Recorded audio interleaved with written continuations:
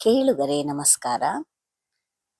ಕಳೆದ ಸಂಚಿಕೆಯಲ್ಲಿ ಬೇತಾಳವು ಹೇಳಿದ ಮೊದಲನೇ ಕಥೆಯನ್ನ ತಾವೆಲ್ಲ ಕೇಳಿದ್ರಿ.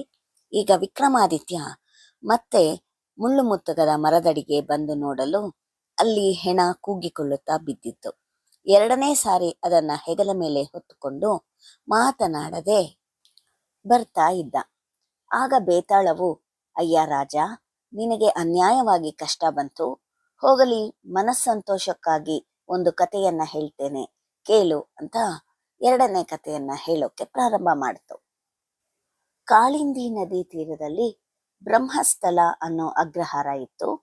ಅಲ್ಲಿ ಅಗ್ನಿಸ್ವಾಮಿ ಅಂತ ಒಬ್ಬ ಬ್ರಾಹ್ಮಣ ಇರ್ತಾನೆ. ಅವನಿಗೆ ಮಂದಾರವತಿ ಅನ್ನೋ ರೂಪವತಿಯಾದ ಮಗಳಿರ್ತಾಳೆ. ಅವಳಿಗೆ ಯೌವನ ಬರಲು ಕನ್ಯಾಕುಬ್ಜದಿಂದ 3 ಬ್ರಾಹ್ಮಣ ಕುಮಾರರು ಬಂದು ಅವಳನ್ನ ಮದುವೆ ಮಾಡಿಕೊಡಬೇಕೆಂದು ಕೇಳಿದ್ರು. 3 ಗುಣ ಸಂಪನ್ನರು.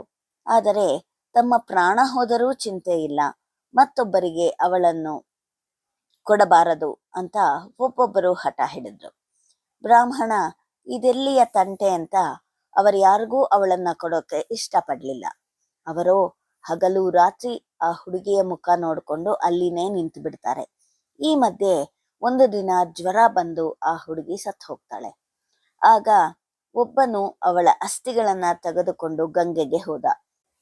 ಇನ್ನೊಬ್ಬನು ಅವಳ ಬೂದಿಯ ಮೇಲೆಯೇ ಗುಡಿಸಲು ಕಟ್ಟಿಕೊಂಡು ವಾಸ ಮಾಡೋಕೆ ಪ್ರಾರಂಭ ಮಾಡ್ದ.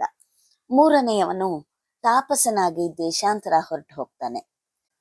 ಊರಿಂದೂರನ್ನು ಅಲಿಯುತ್ತಾ ಆ 3ನೇಯವನು ಒಂದು ದಿನ ವಕ್ರೋಲಕ ಅನ್ನೋ ಗ್ರಾಮದಲ್ಲಿ ಒಬ್ಬ ಬ್ರಾಹ್ಮಣನ ಮನೆಯಲ್ಲಿ ಅತಿಥಿಯಾಗಿ ನಿಲ್ತಾನೆ. ಅವರ ಮನೆಯಲ್ಲಿ ಊಟ ಮಾಡ್ತಾ ಇರಲು ಒಂದು ಮಗು ತುಂಬಾ ಚಂಡಿ ಹಿಡಿದು ಅಳೋದಕ್ಕೆ ಮೊದಲು ಮಾಡ್ತು. ಎಷ್ಟು ಸಮಾಧಾನ ಮಾಡಿದ್ರು ಸುಮ್ಮನಾಗ್ಲಿಲ್ಲ. ಆಗ ಮನೆ ಯಜಮಾನಿ ಕೋಪಗೊಂಡು ಆ ಮಗುವನ್ನ ಎತ್ತಿ ಉರಿತಾ ಇರೋ ಬೆಂಕಿನಲ್ಲಿ ಹಾಕ್ಬಿಟ್ಲು. ಅದು ಉರಿದು ಬೂದಿಯಾಗಿ ಹೋಯ್ತು. ಇದನ್ನ ನೋಡಿ ಅತಿಥಿಗೆ ಮೈ ಜುಮ್ಮಂತು. ಅಯ್ಯೋ, ಬ್ರಹ್ಮರಾಕ್ಷಸನ ಮನೆಗೆ ಬಂದನಲ್ಲ, ಈ ಪಾಪದ ಊಟವನ್ನ ನಾನು ಮಾಡೋದಿಲ್ಲ ಅಂತ ಹೇಳಿದ. ಆಗ ಮನೆ ಯಜಮಾನ ಅವನನ್ನ ಸಮಾಧಾನ ಪಡಿಸಿ, ನಾನು ಅದನ್ನು ಮೃತ ಸಂಜೀವಿನಿ ಮಂತ್ರದಿಂದ ಬದುಕಿಸ್ತೀನಿ, ನನ್ನ ಮಂತ್ರಶಕ್ತಿಯನ್ನ ನೋಡು ಅಂತ ಹೇಳಿ ತನ್ನ ಮಂತ್ರದ ಪುಸ್ತಕವನ್ನ ತೆಗೆದು ಓದಿ ಒಂದು ಚಿಟಿಕೆ ಮಣ್ಣನ್ನ ಅಭಿಮಂತ್ರಿಸಿ ಬೂದಿ ಮೇಲೆ ಹಾಕ್ದ. ಕೂಡಲೇ ಮಗು ಬದುಕು ಬಂತು. ಅದರಿಂದ ಮನಸ್ಸಿಗೆ ಸಮಾಧಾನವಾಗಿ ಆ ತಾಪಸ ಊಟ ಮಾಡ್ದ. ರಾತ್ರಿ ಅಲ್ಲಿಯೇ ಮಲಗಿದ್ದು ನಾಗದಂತದ ಮೇಲೆ ಇಟ್ಟಿದ್ದ ಆ ಮಂತ್ರದ ಪುಸ್ತಕವನ್ನ ತೆಗೆದುಕೊಂಡು ಹಗಲು ರಾತ್ರಿ ಒಂದೇ ಸಮನೆ ನಡ್ಕೊಂಡು ತನ್ನ ಪ್ರಿಯೆ ಸತ್ತು ಬೂದಿಯಾಗಿದ್ದ ಸ್ಮಶಾನಕ್ಕೆ ಬರ್ತಾನೆ. ಅಷ್ಟು ಹೊತ್ತಿಗೆ ಗಂಗೆಗೆ ಹೋಗಿದ್ದ ಬ್ರಾಹ್ಮಣ ಕೂಡ ಬಂದಿದ್ದ. ಅವರನ್ನು ನೋಡಿ ಗುಡಿಸಲನ್ನು ತೆಗೆಸಿ 3ನೇಯವನು, ಈಗ ಮಂದಾರವತಿಯನ್ನ ನಾನು ಬದುಕಿಸ್ತೇನೆ ಅಂತ ಮಂತ್ರದ ಪುಸ್ತಕವನ್ನ ಓದಿ ಮಣ್ಣನ್ನ ಅಭಿಮಂತ್ರಿಸಿ ಬೂದಿಯ ಮೇಲೆ ಹಾಕಲು ಮಂದಾರವತಿಯು ಪುಟಕ್ಕೆ ಹಾಕಿದ ಚಿನ್ನದಂತೆ ಮೊದಲಿಗಿಂತ ಸುಂದರಳಾಗಿ ಎದ್ದು ಬರ್ತಾಳೆ.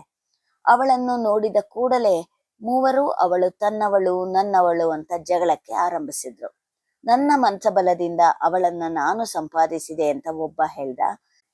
ನನ್ನ ತೀರ್ಥಯಾತ್ರೆಯ ಫಲವಾಗಿ ಜೀವ ಪಡೆದವಳು, ಹಾಗಾಗಿ ಅವಳು ನನ್ನವಳು ಅಂತ ಮತ್ತೊಬ್ಬ ಹೇಳ್ದ.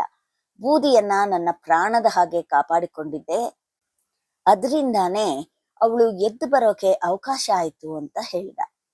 ಹೀಗೆ ಕಥೆಯನ್ನ ಹೇಳಿ ಬೇತಾಳ, ಮಹಾರಾಜ, ಅವರ ಜಗಳ ಪರಿಹಾರವಾಗುವುದು ಹೇಗೆ? ಅವಳು ಯಾರಿಗೆ ಹೆಂಡತಿಯಾಗೋದು ಸರಿ? ತಿಳಿದದ್ದು ಹೇಳದೆ ಇದ್ರೆ ನಿನ್ನ ತಲೆ 100 ಹೋಳಾಗಿ ಒಡೆದು ಹೋಗುತ್ತೆ ಅಂತ ಹೇಳ್ದ. ರಾಜ ತುಂಬಾ ಕಷ್ಟಪಟ್ಟು ಅವಳಿಗೆ ಜೀವ ಕೊಟ್ಟವನು ತಂದೆಯ ಸಮಾನನಾಗ್ತಾನೆ. ಅಸ್ಥಿಗಳನ್ನ ಗಂಗೆಗೆ ತೆಗೆದುಕೊಂಡು ಹೋದವನು ಮಗನ ಸಮಾನ.